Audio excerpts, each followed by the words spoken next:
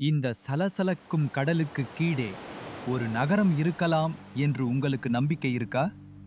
ராமேஸ்வரம் அருகே உள்ள தனுஷ்கோடி 1964 ஒரு பயங்கரமான சுனாமி தாக்கி அழிந்தது.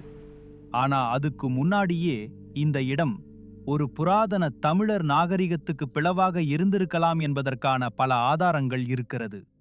கடலுக்கடியில் சில வளைந்த அமைப்புகள், கட்டிடங்கள் மாதிரியான அமைப்புகள் மற்றும் சேட்டலைட் இமேஜில் கூட தெளிவா தெரிகிறது. பழைய காலத்துல இந்த பகுதி சேது பந்தான்னு அழைக்கப்பட்டுச்சு. இந்த இடத்துல நம்ம தமிழர்களோட ஒரு செழிப்பான வாழ்வு இருந்திருக்கலாம். சில சங்க இலக்கியங்களில போர்க்கள நகர் அல்லது கடற்கரை சந்தை பற்றி குறிப்புகள் இருக்கு. அது இப்போ நாம் காணும் தனுஷ்கோடி அல்லது அதன் அருகில இருக்கக்கூடிய கடலுக்கடியில் புதைந்திருக்கக்கூடிய நகரமா?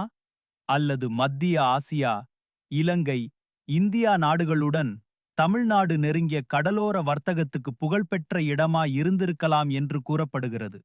இப்போ அந்த நகரம் கடலுக்கடியில் புதைந்து ரகசியமாயிருக்கு. அது உண்மையா? அந்த நகரத்தை மீட்டெடுக்க முடியுமா? உங்கள் பதில்களை கமெண்டில் பகிருங்கள்.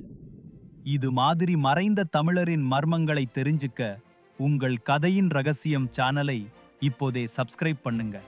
நம்ம அடுத்த கதையில் சந்திப்போம்.